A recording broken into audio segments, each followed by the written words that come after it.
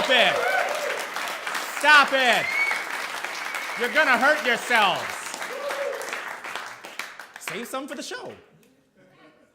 Hello, my name is Justin Williams, and welcome to Late Night New York, ladies and gentlemen.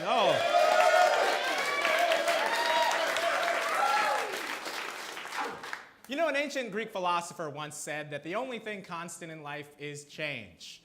And of course, we know that in New York City, right? This city is about change. Waves of immigrants, even from the beginning of this city's founding.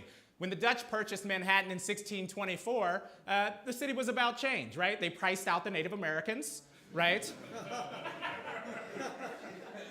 Fun fact, by the way, you can check out some of those Dutch colonial outfits on Metropolitan Avenue right now. You go there, there's a guy on a tricycle dressed as Bill the Butcher from Gangs of New York. He's a good dude. So that lets you know what tonight's theme is. Tonight's theme is gentrification, defined as a shift in an urban community towards residents or businesses that increase property values. Now, we know gentrification in New York, right? How many of you guys have been touched by this? A little bit?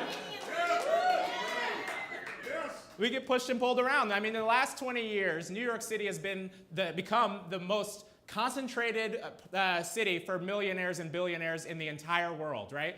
That combined with middle-class people like most of us that are looking to live our Sex in the City, Seinfeld, or Girls fantasies has created a situation where demand is high and so is the rent. In fact, you might say the rent is too damn high.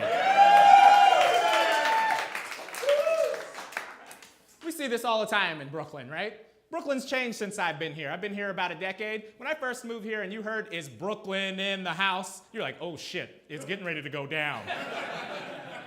Now if you hear, "Is Brooklyn in the house?" it's just an anemic vegan with a V-neck.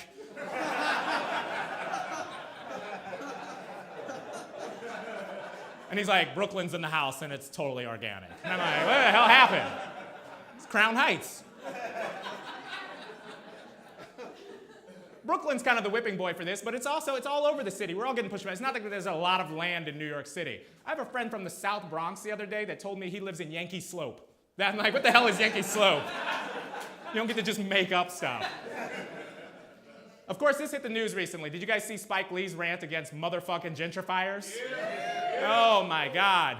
It's almost as if he regrets commodifying Brooklyn for 20 years, saying how cool it is, and then even creating brands like Absolute Brooklyn Vodka.